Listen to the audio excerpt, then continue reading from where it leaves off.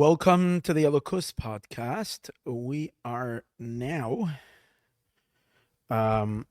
this is going to be class number 3 in the discourse Zois Chukas 5672, which is the seventh. This Zois Chukas is the 7th discourse in the greater book B'Shosha Hekdimu, and this is class number 3. This is the second class in chapter 26, which we began in yesterday's class. Okay, so yesterday we were talking about what happens when we differentiate letters. There's letters that form words, and you scatter the letters. So yesterday we had mentioned that not only are you losing the greater meaning of the word that was contained within the letter, but in essence you're losing something much higher than that. And what is that? In other words, there's something more than the content, than the intelligence that's in the word. Like we spoke, blessing. There is blessing. Blessing means something, but there's something deeper than the meaning of blessing that is in the actual word, in the letters of BL, whatever, if you're spelling it in English, or in the Baruch, Beis Reish Vav Chaf, which means a bracha, which means a blessing. What is present over there is the very idea that one can combine letters and formulate words in which to place an idea. That is a higher koach in the nefesh. It's a very high power in the soul. It's higher even than the intelligence that resides in the letters. But that powerful koach, he calls it the koach hametzaref, the power that combines. And that koach hametzaref, that power that is combining, is coming from the most loftiest, innermost, boundless dimension of the soul. We might say the essence of the soul, even deeper from where the intelligence comes.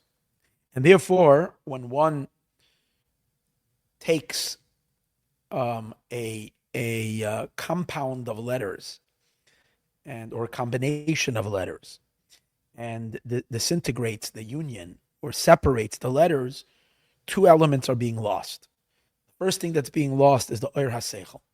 The meaning of that word, the beis now is just a floating beis.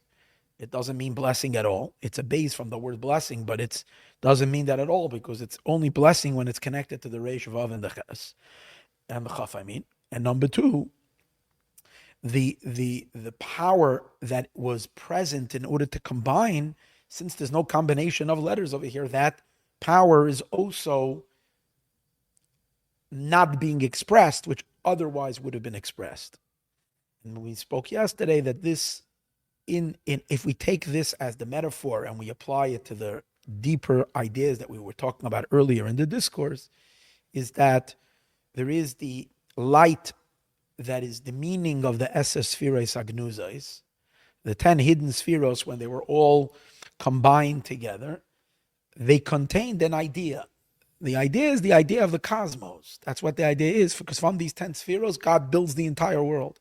Not just this world, but all the worlds. All of existence is all of creation existence, and even the divine realms above, which are all supportive of the creation. All that entire system is all woven from these 10 powers. So these 10 powers is an enormous idea. When you scatter each power onto its own, you lose that idea. So the idea leaves. That means that you lose the the light that is in the Eses Spheres Agnuzais, the higher light that was the content of all the 10 spheres. But then there's something else that you lose as well, that got lost as well. And it's interesting. The little bit of, let's first say what that is. What you're also losing is the Orein Seif HaBeli Gavul. That's higher, the Spheres Ein Kates, the level of the Orein Sof, that is utterly limitless, that is beyond the concept of the 10 spheros. Because over there, the light is not about yet a world, and it's not meant for a world. It's just God expressing himself. Yet that very distant light is still cradling and holding and supporting the sum totality of all of creation, because to be able to take the combination of these various different sphirot and combine them to form one idea, like taking letters and combining them into words and words into sentences, that power is from the unlimited power of the soul. And if you apply that to God, it would mean from the limitlessness of Hashem, where he is beyond these 10 spheros, even the concept of these 10 spheros. And in a sense, the higher light that departs the moment you differentiate the attributes is even more departed than the concept of the 10 spherot themselves, the idea of the 10 spheros that is also not present anymore. Because the concept of the 10 spheros you lose, but a little bit of it is still there, because in every letter carries a little bit of it. So in a sense, and we all know that when you'll put the letters together again, you'll get back that thing instantly. But the power that formulated and brought it all together, which is the power of combining, that's not contained in the compound of the letters, meaning it's not part of it, but it's dwelling upon it. And then if you don't have a combination, you don't have any of it, because this is a particular power that affects this particular effect. And what is that effect? The effect of combining. And if there's no combination, then this effect is not there. It's not like a crumb of the effect is there, because the moment you've uncombined, there's no combination. So this power of combining is not there at all. The idea itself, you can say, is not there in a wholesome way, but it's there. Broken pieces of the idea are there now. It's just fragmented. But over here, it's not there at all. And that's what we're saying, that when Hashem brings about the tzimtzum, the contraction, into the esses spheros hagnuzos, and diminishes that the Orein Sof. So regarding the Orein Sof, and we called it a long time ago when we learned earlier discourses, we called it Orein Sof A, which means the deeper, higher element of the Orein Sof. For that, it's bederach siluk legamri, which means that tzimtzum completely wipes out anything that was there before, which means this diminishment of taking the letters and scattering them, you don't even have a trace of that dimension of Orein Sof. It's not here at all. It's completely gone. However, the oyer, the light of the esespheros themselves, hagnuzos, which when they were together had a powerful unifying light. But the unifying light over here is the idea that is present in them themselves, not the power that combines them, but the idea that is present in the letters themselves, like the meaning of the word blessing that is present in the word baruch or in the word blessing. That is, when you have the tzimtzum, it is enormously reduced, but it's bederach miyut. Miyut meaning it has been diminished, not completely obliterated. Okay, that was the idea that we started learning yesterday. Now this concept that there is this koyach hametzaref, there is this power that combines letters, we started learning yesterday, that he derives it from Tanya chapter 12, but I skipped the actual, in the beginning, I skipped a little bit of the chapter 26, and today we're going to go back to that to see how the Rebbe Rashab, the author over here, derives it from his great-great-grandfather's work, the Tanya in the 12th chapter. So I'm going to read over again the beginning of chapter 26. We learned further, and that we explained, but now the beginning I want to go back to. In the book of Beinanim, which is the book of Tanya, second volume, chapter 12, Kasavi says, and this is his words. Every letter, is quoting Tanya. Every letter is drawing forth a particular energy. An aleph has a unique type of energy that is different than a yud and different than a lamed. right? Every letter, God creates the world with the letters. God is creating the world with different flows of energy. Each letter represents a different type of energy.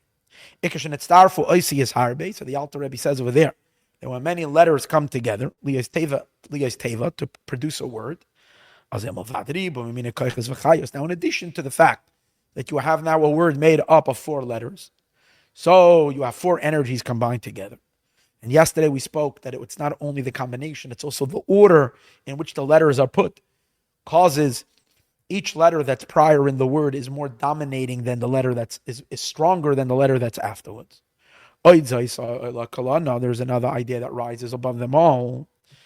But in addition to that, a higher power, the chayas klolos, and a general energy, hakoleles, that includes them all, ushkula, and outweighs keneged kol minei hakoychos, or at least is evenly weighed, has the value of energy, the quality of significance, equal to all the first he says equal to the power of each letter that you've gathered together. In other words, you have 4 letters, these 4 powers that combined, right, you have now power of 4 letters. Divine, godly letters, which enormous power. It's not just one, it's 4 of them together. Now, the power that rests upon the combination of the words, in addition to the combination of these 4 letters, is an extra power now that is equivalent and equal to the 4 powers that you just brought. It's almost like if you brought 4 letters, you have now the power of 8 letters, because you have 4 plus a power that equals 4.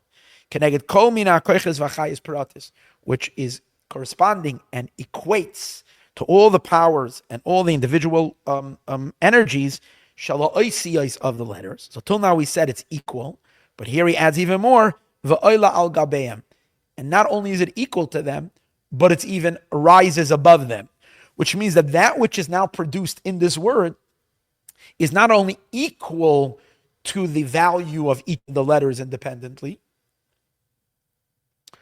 which each letter brings to the table. Now you add on an equal energy just because all 4 of them are together. That would mean like 8 letters. But even more than that, oila al kolana, there's an energy that is far more significant.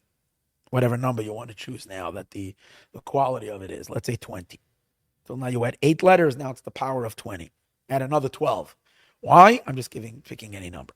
Because the power that is now dwelled upon it is oila al kolana. It's higher than everything, than what was there. Vihi, and he says over here, machabrisan, it attaches them, umitzarfasam yachan, and it combines them together. At kan l'shoyna.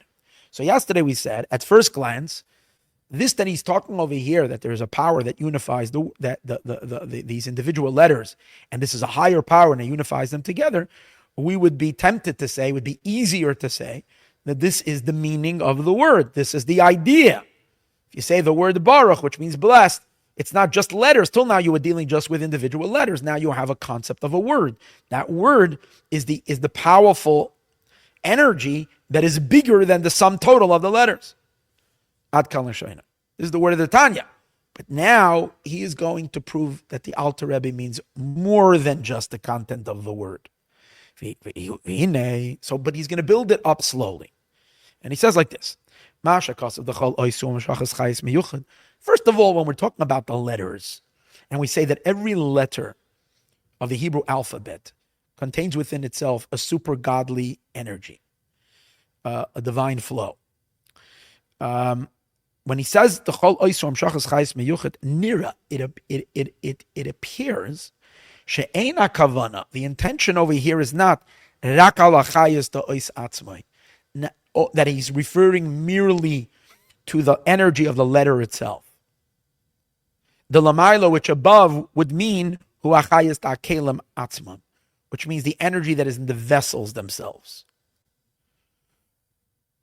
Levada oir amislabish b'seichel, which is in addition to the light that is enclosed in them.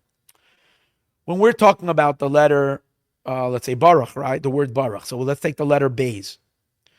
So the letter Beis, we say, represents a flow, a divine flow. But in the letter Beis itself, the Beis, the Alter Rebbe says in Shari Yichud Ve'emunah, in that same place, the letters are kelim, they're vessels. They're like, in our case, in our body, the body is a vessel. Inside the body flows the soul, the nefesh. Now, as we discussed it once earlier, in an earlier class, quite a while ago, we see that when the soul departs the body doesn't instantly disappear. It takes a while for the body to decompose. And that forces us to say that the body has its own energy that enlivens the body in addition to the soul. The soul makes the body a living human being. True. But even when the soul goes out of the body, the very fact that the body doesn't disappear means that there is an energy in the very physical substance of the body. And as we know in Tanya, that he explains, that even physical matter, even dead physical matter, has a soul. Not a visible soul, but there is a soul there. And what's that soul? That's the words of God that are creating the physical.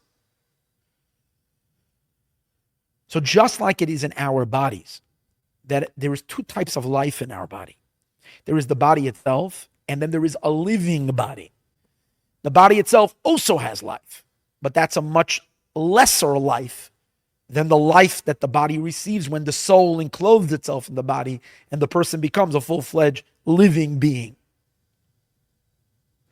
Now, if we were to define these two energies, we would say like this.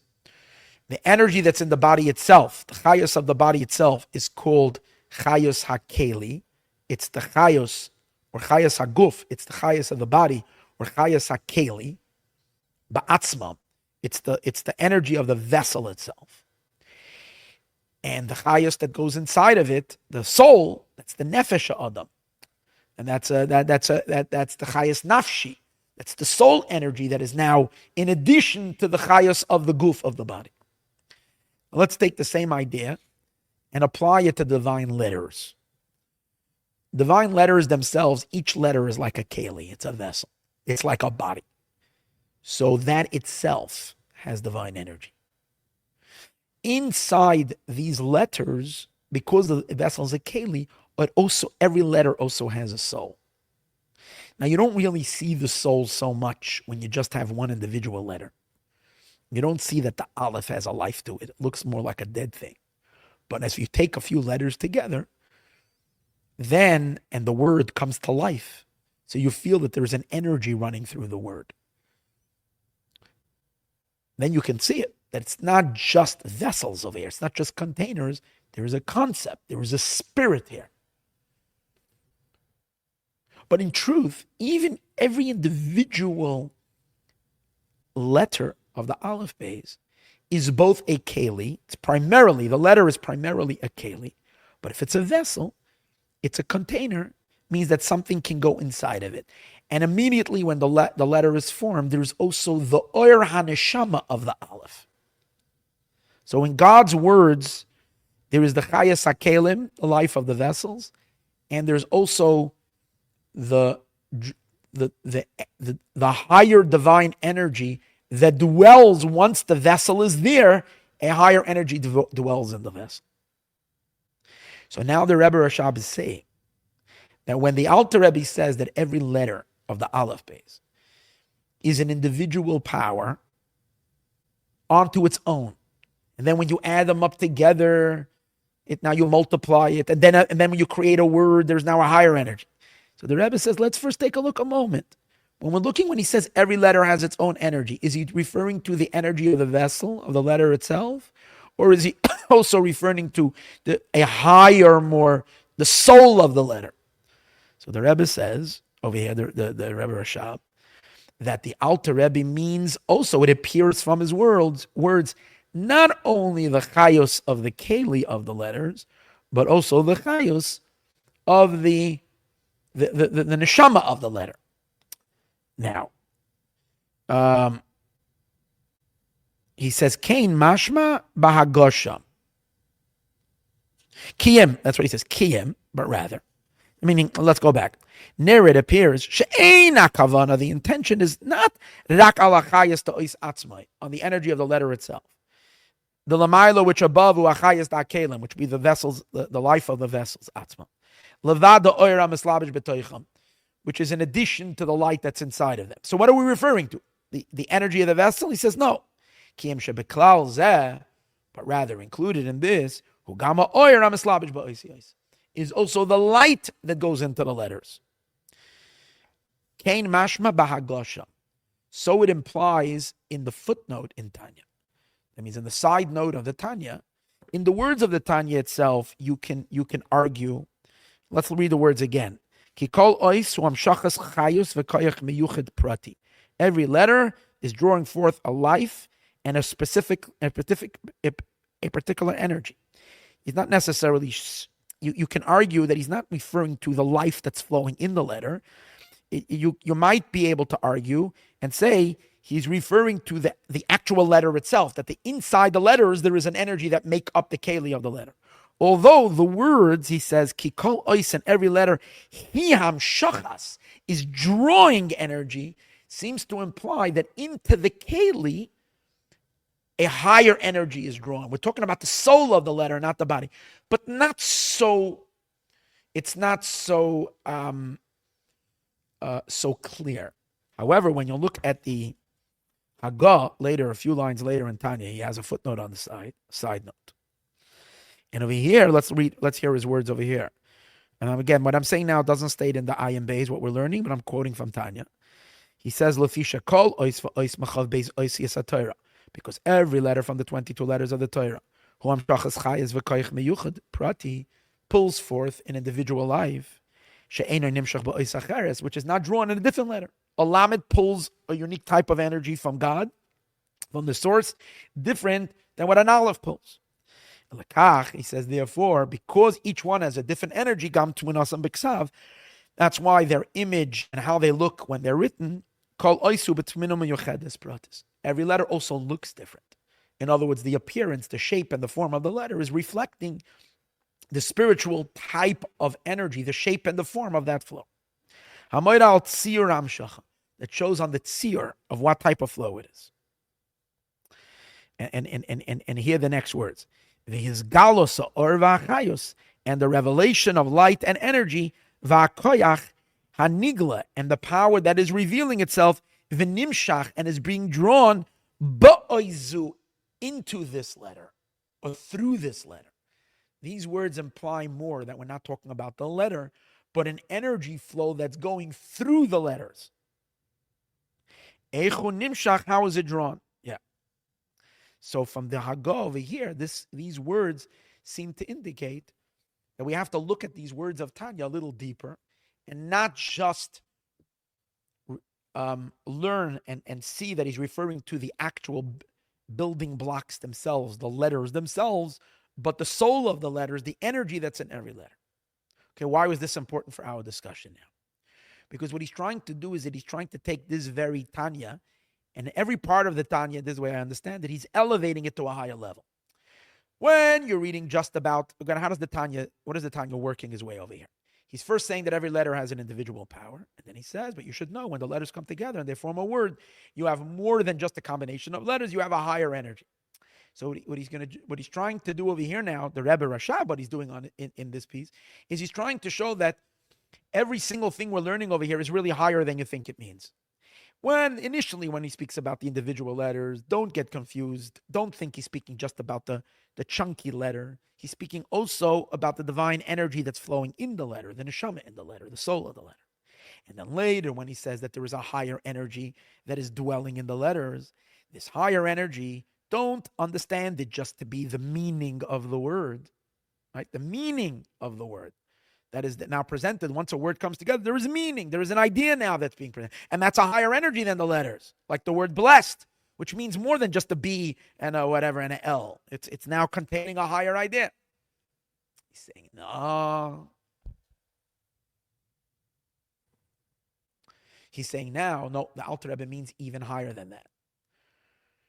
Because what he means over here, that there's a higher power that's dwelling there, it's referring to the power that the power of Hashem that brings about individual letters to come together, which is above the ideas that the words convey, like we discussed yesterday, that sometimes the same idea can be conveyed in different letters.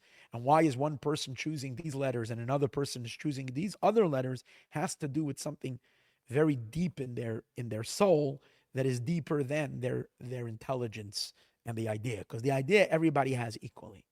But the reason this one expresses it like this and like that, that's the koach hametzaref. That's a higher power in the soul. And that's what he's proving is now what the Alter Rebbe means. Okay, so that's how I think. That's the reason why he starts off first explaining how the letters mean more than the letters. And then when he says the power that dwells in the letters means more than what we would think that power is, but even something higher. That's what he continues now. Because of this, that he says, the oilal kalana, that the power that rises above them. Chukas is a higher power. The chayas klali hamachaber, and in general power that attaches. Umetzarev kala oisiyos, and combines all the letters. Nire, it appears. It's not the light of the intelligence that's enclosing itself in the letters, but rather a power that's above it, higher than the intelligence that's going in the letters. Now he puts in the parentheses, the efsher bechlal zeh, maybe, yeah, it's possible that it also includes, when he says there's a higher energy dwelling in the letters, it might be both.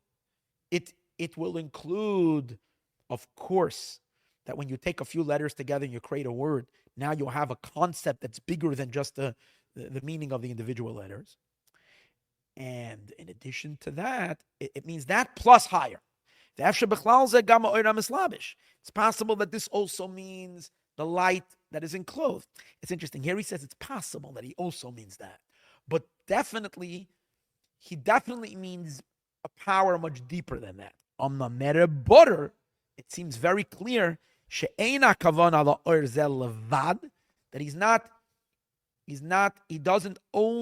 not only referring to this light alone, to a higher light, umuvdal, that is separated. And what is that?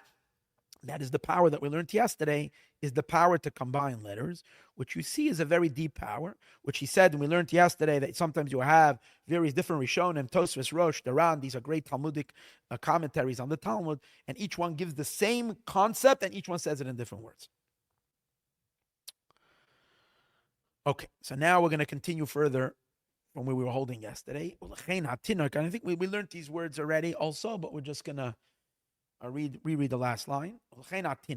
Therefore, because the power to combine letters is from a very high place in the soul, from the superconscious and closer to the essence of the soul, and that's why a child, children have a little bit of an understanding. They don't understand great ideas, but we're talking about child, talking about a 1-year-old, right? Can smile and laugh to you, and obviously they think something is funny. They think something is weird. They can cry about and convey, and they can get upset about things. Obviously, they're processing a lot, which means they have a mind, and their mind is processing ideas, right? And yet they can't talk. So we would think that for these small little ideas, yes, they can't write a book, but a silly idea that they're experiencing, why can they convey it? He has a little bit of a grasping according to his level. He will not enclose it in words. Even this small little idea that he understands in his mind, he's not going to put it into words. And he can't do it. Because he doesn't have words. But more than not having words, sometimes children can have some letters. You can have da, whatever they say. So you hear some letters. But they can say dada and tata, and like different letters can come out of them. But the main problem is they don't have the power of combining. V'tzirufim, and they don't have these combinations. B'mela halbish ulehevi esaseichel, in that which to take the idea that they have, to enclose it and to bring it forth and articulate it. And that is because a child does not have the maturity that this higher power of the soul, which is the koyach hametzaref, this is something that takes years, couple of years, at least 3 years, 4 years, until a child can really start talking. It's like 3 years old, 4 years old, whatever, 2.5 years old, whatever the age is. That comes with the duration of time. The power that combines is the koach of chachma. Now, chachma in intelligence is a very high level of the intellect. It's really beyond the comprehended ideas. The main comprehension of ideas is in bina. So when the ideas that the child understands is their bina, but the power of chachma is higher than in.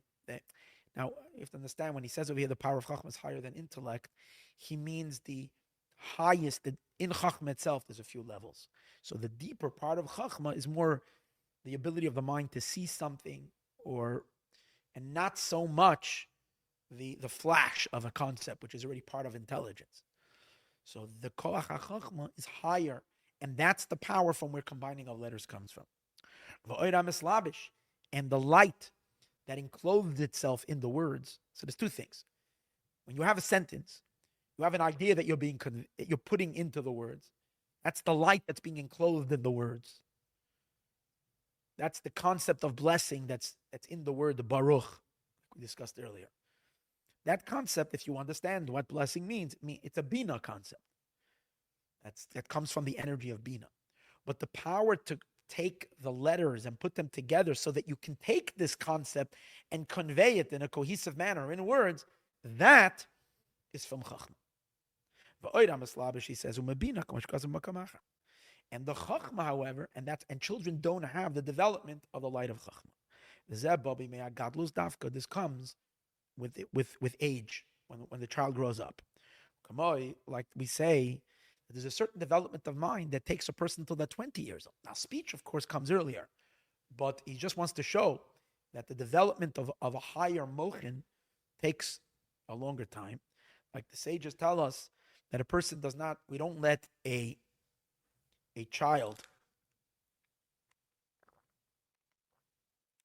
when a person passes away and they don't have any, and they only have little children, and they leave an inheritance to the children, the Beit Din, the court, has to appoint a manager, and the manager is going to be the manager of their estate, and he's the one who affirms all the things for the benefit of the estate. Like a power of attorney, that's his job. We don't leave it to the children. And so the Gemara, I think this is the halacha that this is referring to. That when the kids get a little older, they're allowed to. The orphans are allowed to do some sales, but that's only. I think it's only movable objects, but to sell real estate property, we don't allow them until they're 20 years old, because until that time, kids are immature. They'll sell it to get a new Nintendo machine. They'll wreck the parents' all their monies. So for the protection of them until they reach a certain maturity, we have to wait till they're 20 years old. So here you see that the development of the mind is at the age of 20, but particularly it's connected to the fact that it's nichsei aviv. Abba spiritually is chachma. So this is related to the idea that the chachma doesn't develop achiyah ben esrim until one is 20. Sha'az shleimus b'chinas ha-mochen de Abba. That's when you have the shleimus of the mochen of chachma. Now, we're not saying that it takes till 20 to be able to talk, but you see that this is a slower process till the chachma kicks in. Connected to this week's parsha, the Ramaschal ben Esrim Shana, where over there the Maamor, where he speaks about why people were only counted, the census of the Jewish people was only taken from 20 years and above, because that's when they have this light of chachma, spiritual energy of chachma developed in their soul. Okay, we're going to leave it over here. Be'ez Hashem, the next class is not going to be, I doubt it, I'll have time to do it on Friday. Sunday is Erev Shavuot. So we probably will not reconvene until Wednesday, which is after Shavuos. So bear with us. We're going to then continue this very, very special Maamor. Meanwhile, everybody have a wonderful Yom Tov, a very joyous Shavuos, and everybody should receive the Torah with joy and internalize it. B'simcha u'b'pnimiyas. And we should see Mashiach now.